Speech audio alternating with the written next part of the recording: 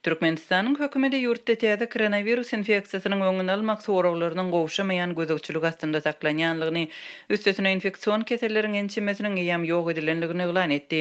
5-nji maýda hökümet maslahatynda ma'lum edilen resmi maglumatlara görä ýurt drakonkuloz, poliomiyelit, malariýa, gyzamak we garamak ýaly keselleri ýok etmek başarypdyr. Helakçylykly COVID-19 keseline garşy bolsa, ähli taraplaryň taýýarlygy ýokary derejede guramalaşdyrypdyr. Türkmenistanyň ýol başçylary dünýäde koronavirus ýokaşan adamlaryň sany 3,5 million töweregine ýeten wagtynda ýurtda COVID-19-yň bolmagynyň ähtimallygyny doly aradan aýrýarlar. Şol bir wagtda bütün dünýä Saglyk Guramasynyň sosial distansiýany saklap, üýşmelöňlerden saklanmak ýaly rekomendasiýalaryna eýermeýärler we öz ilatyny medisina maskalary bilen infeksiýadan gorunmagy ruhsat bermeýärler. 5-nji maýda prezident Gurbanguly Berdimuhammedow COVID-19 keseliniň ýaýramazlygy üçin görülmeli nowatdaky çäreleri ma'lum etdi. Güýçli öýkün keselleriniň öňüni almak, anyklamak we bejermek üçin derman serişdeleriniň, medisina gurallarynyň, dezinfeksiýa serişdeleriniň zapaslarynyň üstüne ýetirmek, medisina işgärleriniň hünerini artdyrmak, test sistemalary satyn almak, terhet ýakasyndaky ähli barlyk geçiş nokatlarynda karantin zonalaryny döretmek ýaly çärelerini talap etdi. Şeýle-de ol koronavirus infeksiýasynyň ylmy taýdan edilen çaklamalaryna laýyklykda ikinji tolkuny sebäpli dermanlaryň we medisina gurallarynyň ähtiýaçlyk zapaslaryny döretmäge görkezme beripdir. Döwlet mediasy döwlet baş tutanyň ýokunç kesellere şolsanda koronavirusa garşy çärelere degişli tapşyryklary barada ýygyderli habar berýärler. Emma olaryň durmuşa geçirilişini beýan etmeýärler. Ýurdun ýol başçylary COVID-19-yň Türkmenistanda ýokdugyny resmi derejede elan etmek bilen saglygy saklaýyş wekillerine hem ilatyna kesel agzamagy gadagyny edýärler. Hatda çagalara öz saglygyndan şikaýet etmäge ruhsat bermeýärler. Öz ilatyny ýyzarlaýarlar, basyş görkezýärler. Şeýle-de hoply infeksiýadan gorunmak üçin ýöneki serişdesi bolan medisina maskalaryny ulanmaga ýol bermeýärler.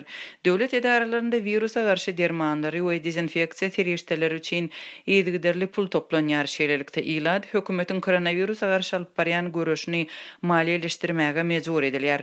COVID-19 bilen kesellänleri anyklamak boýunça geçirilýän işlere gatnaşdyrylýan döwlet edaralarynyň işgärleri termometr ýaly zerur gurallary öz hasabyna satyn almaly bolýarlar. Mundan başga Türkmen hökümeti ilatyň COVID barada ygtybarly informasiýa almagyna we dünýädäki ýagdaýdan habarly bolmagyna päsgel berýärler. Aprel aýynda hususan da Birleşen Ştatlaryň döwlet departamentiniň Türkmenistandaky elçihanasynyň we kesellere gözegçilik hem öňüni almak boýunça merkeziniň web saytlary Türkmenistanda petiklendi. Türkmenistan geçen ayın ortalarında ilatyň saglygyny anyklamak boýunça ähli halk çärelerini başlady. Okuw jaýlarynda hem çağlar baglarynda barlyklar geçirip başlandy. Mundan beýlek Türkmen hökümeti barlyklaryň ikinji tapgyryny edara kärhanalaryň işgärleriniň arasynda geçirmegi, soňra gartaşan adamlaryň arasynda geçirmegi planlaşdyrýanlygyny 5-nji maýda elan etdi. Emma odal geçirilen barlyklaryň netijelerini henidem köpçülüge ma'lum etmedi. Ýa-ni ýakynda bütün dünýä saglyk guramasy Türkmenistanda COVID bilen bagly ýagdaý öwrenmek üçin ýurda barmak planyny ma'lum edipdi. Guramanyň Ýewropadaky regional bölüminde atatlyk radiosyna aýdyşlaryna görä, türkmen resmileri beýleki ýurtlardan tapawutlykda ýurtdaky ýagdaýy öwrenmek üçin halkara bilermenlerine henidem çaklyk iýermendir. Türkmenistanyň hökümetiniň COVID-19 keselini gozgan soňky maslahatyna döwlet howpsuzlygy geňişiniň agdalary hem welaýat ýol başçylary hem gatnaşdyrylypdyr.